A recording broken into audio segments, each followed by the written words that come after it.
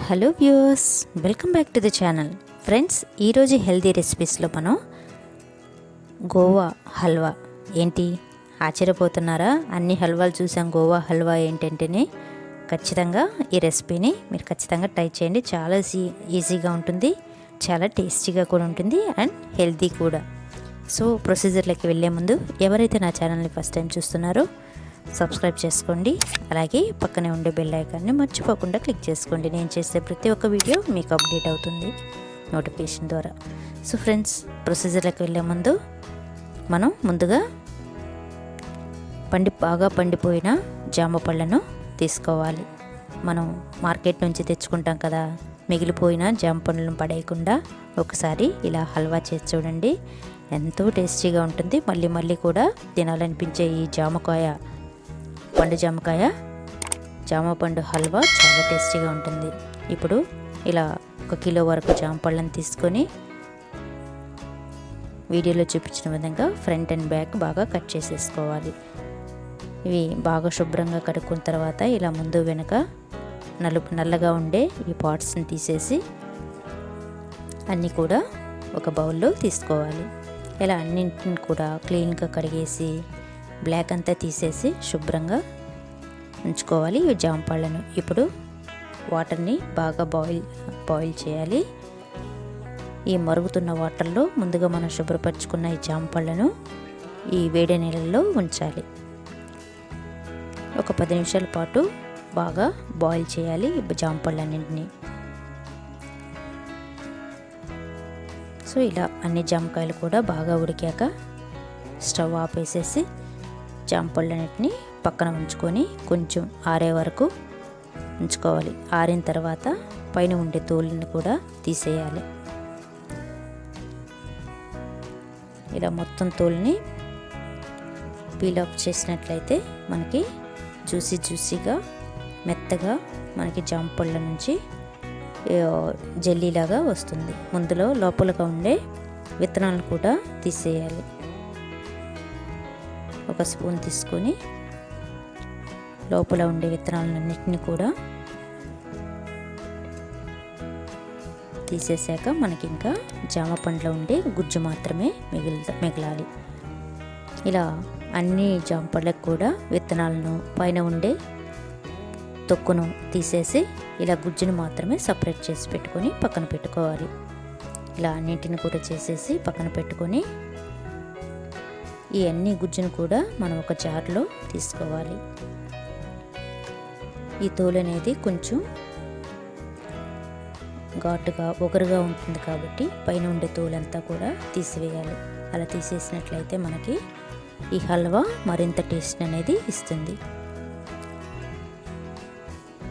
కొంచెం కష్టంగా ఉంటుంది పీల్ చేయటం, మరేం పర్లేదు. కొంచెం ఓపిక చేసుకున్నట్లయితే చిన్నపిల్లల నుంచి పెద్దవాళ్ళ వరకు ఎంతో ఇష్టంగా తినే ఈ జామకాయ హల్వా అనేది చాలా టేస్టీగా ఉంటుంది. అది వెరైటీగా కూడా ఉంటుంది. ఎప్పుడు చేసే హల్వాలు కాకుండా కొంచెం వెరైటీగా చేసి పెట్టాలంటే ఇలా ట్రై చేయండి.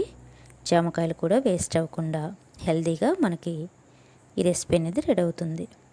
సో ఇలా అన్నింటిని కూడా విత్తనాలను తీసేసి ఓన్లీ మన గుజ్జును మాత్రమే సపరేట్ చేసి పెట్టుకొని ఒక మిక్సింగ్ బౌల్ తీసుకొని బాగా మిక్స్ చేసి పెట్టుకోవాలి.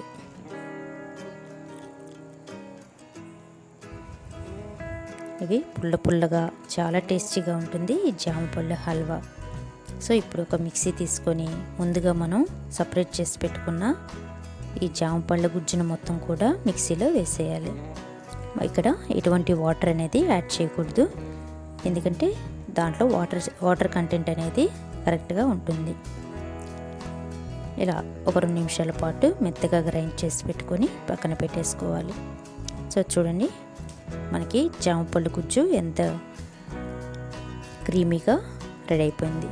క్రీమీగా జ్యూసీగా ఉంది కదా ఈ జామపళ్ళు.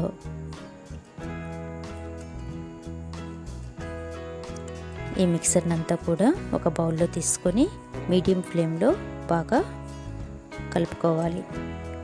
ఇందులోనే మీరు స్వీట్కి తగ్గట్లు షుగర్ని యాడ్ చేసుకోండి. ఇక్కడ నేను 3 టేబుల్ స్పూన్స్ వరకు షుగర్ యాడ్ చేశాను. ఇది కరెక్ట్గా ఈ జాంపళ్ళకు కరెక్ట్ అయిన స్వీట్. మీకు ఎక్కువగా కావాలనుకుంటే మరొక టీ స్పూన్ షుగర్ అనేది యాడ్ చేసుకోండి. సో ఇలా కలుపుతూ మీడియం ఫ్లేమ్లో కలుపుతూ ఉండాలి. ఎందుకంటే మనకి ఇక్కడ జాంపళ్ళు కింద అంటుకొని గడ్డలు గడ్డలుగా అయ్యే ఛాన్సెస్ ఉంటుంది కాబట్టి హల్వా అనేది గట్టిగా అవుతుంది. సో మనం ఇలా కలుపుతూ తిప్పుతూ ఒక పేస్ట్ లాగా తయారు చేసుకోవాలి. ఇలా అంతా కూడా దగ్గర పడి తర్వాత ఒక 2 టీ స్పూన్ల వరకు గీ అనేది యాడ్ చేసుకోవాలి. మనం గీ అనేది యాడ్ చేసుకోవటం వల్ల కింద అడుగంటకుండా ఉంటుంది. మనకి ఎప్పుడైతే పాత్ర నుంచి జామ్ అనేది రెడీ అయిపోతుందో హల్వా, మనకప్పుడు హల్వా ఆల్మోస్ట్ 100% రెడీ అయిపోయినట్లే. సో ఇప్పుడు చూడండి, ఇంకా మనకి సపరేట్ అవ్వలేదు. సో ఇంకా ఒక 5 నిమిషాల పాటు మీడియం ఫ్లేమ్లో ఉంచేసుకుందాం. ఈ లోపల మనం ఒక ప్యాన్ తీసుకొని జీడిపప్పును కిస్మిస్ని గీలో బాగా వేయించుకుందాం.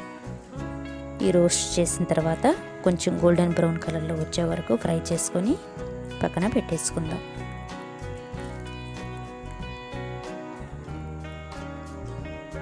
సో ఈ డ్రై ఫ్రూట్స్ రెడీ అయిపోయాయి కదా. ఇందులో కొంచెం ఫుడ్ కలర్ని యాడ్ చేసి ఒక పించ్ వరకు బాగా మిక్స్ చేసుకొని కలుపుకుంటూ ఉన్నట్లయితే మనకు పాత్ర నుంచి హల్వా అనేది రెడీ అయిపోతుంది, సపరేట్ అవుతుంది. సో అందరు కలర్ఫుల్గా అందరు ఇష్టపడాలంటే కొంచెం ఫుడ్ కలర్ వేసుకోండి. ఫుడ్ కలర్ అనేది ఆప్షనల్ మాత్రమే. వద్దు అనుకుంటే వేసుకునే అవసరం లేదు. కొంచెం కలర్ఫుల్గా పిల్లలందరూ చక్కగా తినాలి అనుకుంటే మనం కొంచెం ఫుడ్ కలర్ అనేది యాడ్ చేసినట్లయితే అందరూ ఇష్టంగా తింటారు. సో ఇప్పుడు మన పాత్ర నుంచి హల్వా అనేది సపరేట్ అయిపోయింది. ఇప్పుడు మనం ఒక సర్వింగ్ బౌల్లో తీసుకొని సర్వ్ చేసుకొని వేడివేడిగా ఈ హల్వా తిన్నట్లయితే చాలా టేస్టీగా ఉంటుంది. ఫ్రిడ్జ్లో పెట్టుకుని కూడా నిల్వ ఉంచుకోవచ్చు. ఇది 1 మంత్ వరకు నిల్వ ఉంటుంది.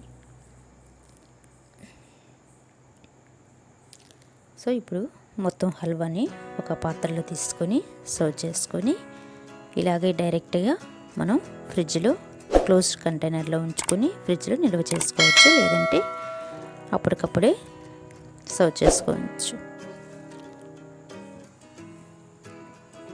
ఇలా అంతా హల్వాని కూడా ఒక పాత్రలో తీసుకొని ఫైనల్గా మనం వేయించి పెట్టుకున్న రోస్ట్ చేసి పెట్టుకున్న డ్రై ఫ్రూట్స్ని గార్నిష్ చేసుకోవటమే. అంతే ఫ్రెండ్స్, చాలా వెరైటీగా ఉంటుంది, చాలా ఈజీ అయిన రెసిపీ. మీకు దగ్గరగానే ఎక్స్ట్రా ఈ గోవాలు ఉన్నట్లయితే ఒకసారి ఈ రెసిపీని ట్రై చేసి మీ కామెంట్స్ని మాకు తెలియచేయండి. Thank you for watching this video.